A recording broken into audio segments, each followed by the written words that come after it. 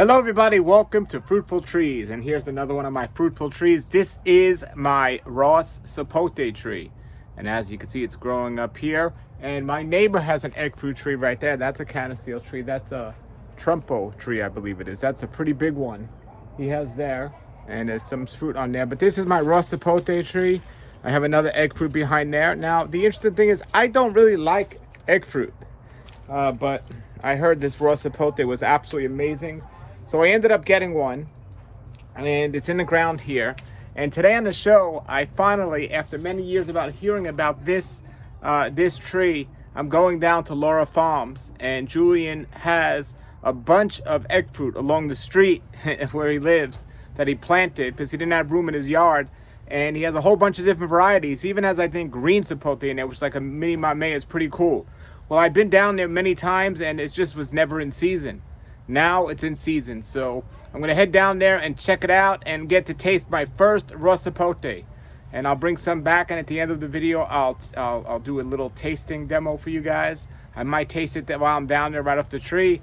But Ross Sapote, here we go at LaraFarmsMiami.com, and remember, he has them for sale right now, depending when you're watching this. Right now it's November 2022.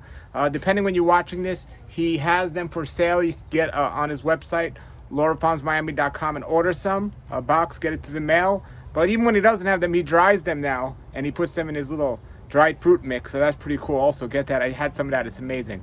But here it goes. This is me with the canistel egg fruit Ross Sapote at Lara Farms, Miami. This is Ross Sapote. They're similar to canistel, but much smaller fruit.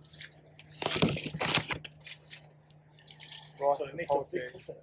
Yeah, nice one. I thought they were going to be little coconuts. The little coconuts or the red spicatas? It's Ross Sapote. All right, this is a Ross Sapote he's picking. Yeah, we're going to do Ross Sapote. So what's the season for Ross Sapote? What? What's the season? Now, like in the spring. Oh, wait a minute. We're not in the spring. Winter. No, fall. Fall. I don't know when it is. So fall's the... And is this tree been cut back at all? Probably not. How old is this tree? 20 years old. 20 years old, this tree. It's not been cut back. So these are... I mean, it makes fruit now, and it makes fruit again in the spring. Twice a year? Yeah. It's in a canistel family, right? Yeah. Yeah, it's same family as mamey, same family as it's a canistel. What about lacuma? Is that different than canistel? Yeah, it's different. Is the same family or no? Same family. You don't have any of those? No, they don't do well down here. I don't. Okay. Do you know anybody with lukma? Nobody, right? Let's walk over here. How many trees do you have here? Probably about like 5 or 6. So this isn't it, is it? No, this one's called Fitzpatrick. Okay. It's an egg fruit that is like, it's like a small egg. It looks like an egg, and they turn yellow, and they're very moist. They're not bad. Now, is there a reason why you planted your canistels along the street? Oh well, I didn't have any room inside. That was the main reason. This is the only option for all these varieties because there's like probably like 5 varieties here, and nobody really cares about canistel. They don't care to eat it, and Yeah, it's true. Which is and a they good don't know- point. Like very few people, only the people that watch this channel know what Ross canistel is, and those are the chosen ones. And I'm sure a lot of people don't know even how to even pick it once if they even know what it is. Yeah. Yeah, right. So there's another Ross right here? Come over here. Check this out. It's ripening on the tree. It looks like a small canistel, which it is actually, but it's variety's Ross Sapote. Yeah, it's round. I think I might have ate one of these yesterday by accident. Yeah? Not here, but somewhere else. And this is not completely ripe yet.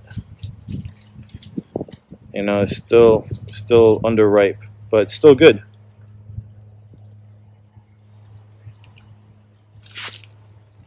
Oh, Ross Sapote. it's not chalky like the No, other it's kinds. very good and sweet. And this is underripe. I really like it. When they're completely ripe, it's like almost like a yogurt. And there's nothing really else available right now to eat too much of, right? I mean, Do you offer these through your website? Yeah, these are in a 1 gallon. Do you dry these as well in your dry fruit mix? Yeah, it's part of the combo. They have 4 different types of fruit and 1 4-ounce bag.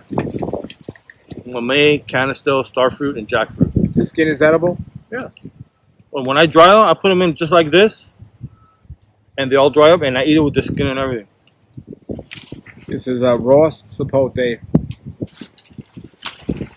It's similar to an egg fruit in taste, but better. Yeah, I got the budwood for this back in the late 90s from Seymour Younghan's widowed wife. She was like 97 years old. She had a little house in Coconut Grove, where she lived with her husband. He was like one of the presidents of the Rare Fruit Council in Coconut Grove back in the 50s. So he brought back a lot of stuff from Central America. And this is one of the things that they brought back was the Ross Sapote and the Younghan's white Sapote. So I went all the way over there. I don't know how I got in touch with her, but they told me if I wanted Ross Sapote budwood or Younghan's budwood, I had to go see her, and she was really nice. She let me in, went to her backyard, and it looked like a rainforest, like totally, just grown out of control, like a jungle. Like, poor lady, she's 97 and she can't tend to her garden, so that thing is just like out of control. And we went back there, and she got a machete and started hacking away to reach the Ross Sapote and the Younghan's. She's hacking away, and I'm walking behind her, and she's a 97-year-old lady hacking away through the brush till we got to the tree, and I got what I needed, and told me a few stories, and I was on my way. And here's the fruit of that journey. How many years ago was that? It's probably like in 1997. So who named the Ross Sapote? I think her husband. I don't know why. I don't know where the name Ross. The person who knows everything about tropical fruit history is George Zaldivar. George Zaldivar. I call him the schooler because he always corrects everybody online. He's a great guy. So I gotta ask him, see what's the history behind Ross. But prior to the Ross Sapote, canistel egg fruit was already here. Yeah, we had the Bruce.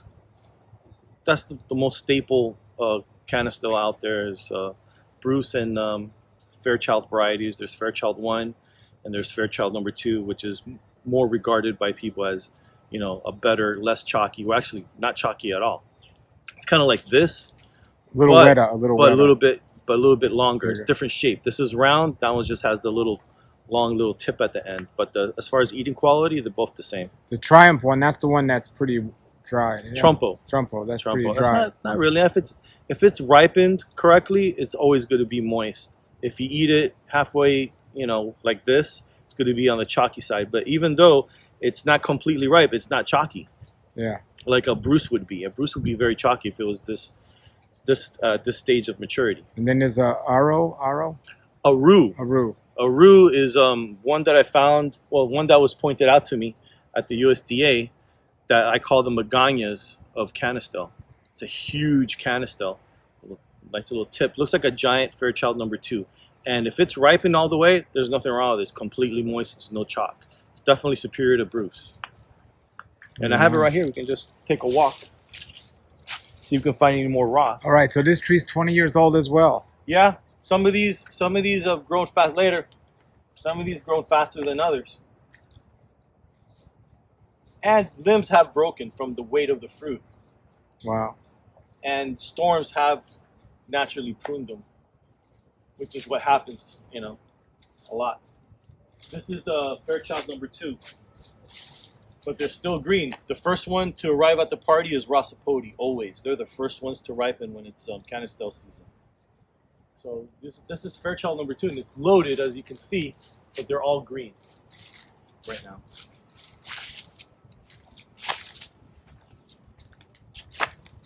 And those of you that are watching, if you want to try this fruit, it's also called egg fruit because it looks like an egg. It doesn't taste anything like an egg. Yeah, they call it egg fruit because when you hard boil an egg and you got that yellow yolk inside, it's all dry. That's kind of like the texture of Bruce canistel. Yeah. So imagine mixing it with mayonnaise and eating that. That's what Ross feels like, more or less. But this is an Oro right here. And wow, let's talk about picture perfect. Look at that color Wow, on that look rock. at that. Isn't that beautiful? Oh, this is perfect, Chris. I have a tree and I haven't tasted it yet. So, today's our day. Look at that. Here, grab it. This is an Oro No. Ross. canistel. Oh, this is a Ross. Yeah, it's right next to an Oro. Look how far Wow. away I have them together. Wow, look how close they I are. think How it- far is that? 10 feet? Probably. I know you'll like that. Yeah. And they're coexisting fine.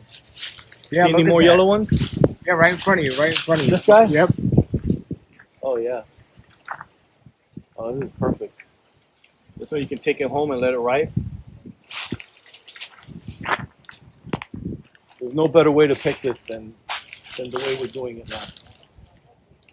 This one's ready to pick too.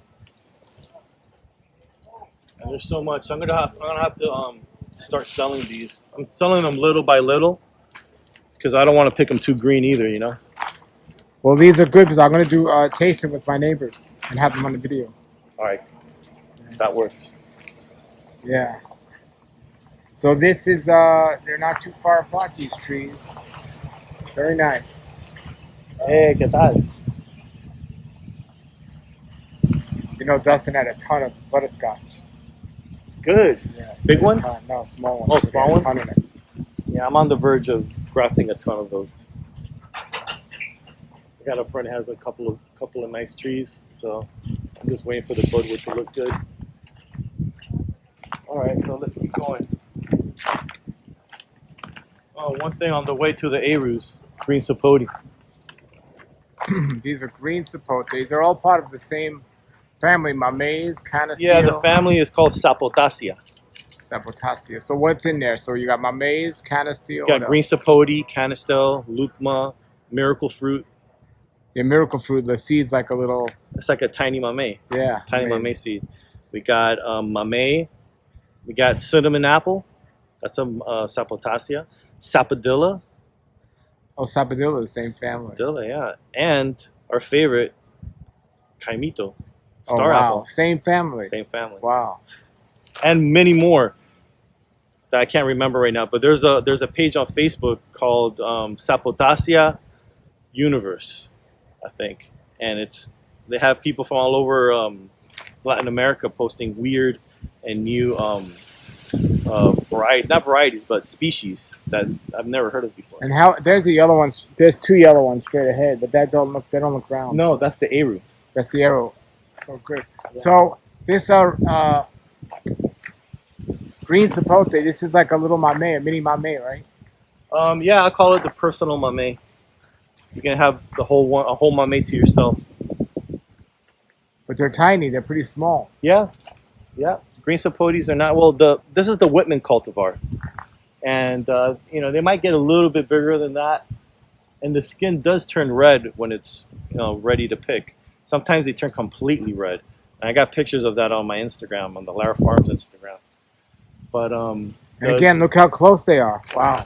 yeah. Well, Not far at all. these two guys are close to each other. I had no other choice that I have any more room, Yeah. and I wanted two Arus in the ground. But from here to here is 20 feet.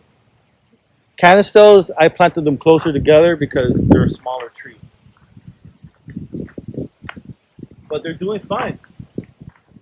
Very nice. So this is the one I call the Magana of Canistel, the Aru. And I wish I had some that were ready to eat. But like I said, the first they're one... yellow. They're not ready. No, they're not gonna. They're gonna be chalky. Remember, Right, you gotta have yeah. discipline. You gotta wait till the time is I right. want to see the shape. It's like teardrop. Look at that. Absolutely. See the difference? These are rounder. Those are like teardrop. That's kind of like the shape of a Fairchild number 2. Yep. Yeah, that one. I mean, they get humongous. Look at that. That one looks like a Bruce, or like a top, or that cultivar they call Trumpo. But look at that one. Look how big that one's going to be. And these are not going to be ready for like another month. And I'm going to have these online for sale at larafarmsmiami.com. Yeah, And we'll then let here we got everybody know another when green they're out. Sapote, Green Sapote. another Whitman. The other cultivar that I sell on my website is called Pohamao. Poamaho, which is from Hawaii. It's a Hawaiian name. But these are native to Guatemala, you know, no matter where they're from. Someone planted a seed in Hawaii called Pohamo, that's fine with me. Well, the difference between Pohamo and Whitman is Pohamo is bigger. From what I heard, it's about this big. So, and the person I got that from was Richard Campbell back in the days, maybe like 20. Has it fruited yet? The Pohamo, no. No. I haven't fruited from yet. Whitman tends to fruit a lot faster than Pohamo. So you got a little, you know, pros and cons. And then here I top worked a Fairchild number 2 on this seedling that was growing here. Oh. Look, it's all full of fruit now. Nice. Just top worked it with a little buddy tape, put it on there, and it sprouted. Wow, to a seedling. Did you ever get to taste the seedling part? No. No.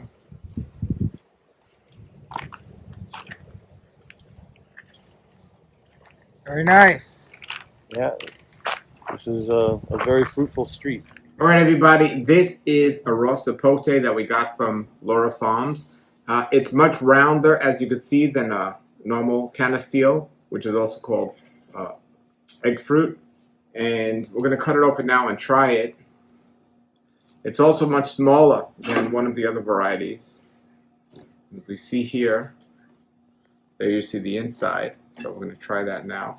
Now, I recently tasted this in the dried fruit that Lara Farms have, which is amazing. But here we're going to try this.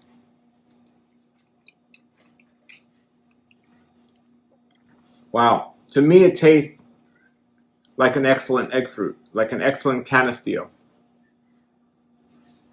So it doesn't taste different than a canistel to me, but I was heard it would, or at least the consistency would be different. So I don't think it tastes any different than an egg fruit at all, except with a little different consistency. It's not as chalky. But this is, I'm not a fan of the egg fruit anyway. It's so rich, but if it's a different variety or you don't pick at the time, it's kind of gritty, but this one's not gritty. It's just fine. You can put this in smoothies. It does really well with that. That's how I would use these. But that is the Ross Sapote, and you can get these when in season, which are in season now, at LaraFarmsMiami.com. I'll put the link below the video. You can order these in the mail and taste these. All right? So if you have comments or questions, put them below. Thank you, Julian at Lara Farms. And everybody, get some of these and check them out and try them. They do sell the fruit. So get some while they're there. They sell out fast. So make sure you order some of the links below. Have a great day, everybody, and keep growing.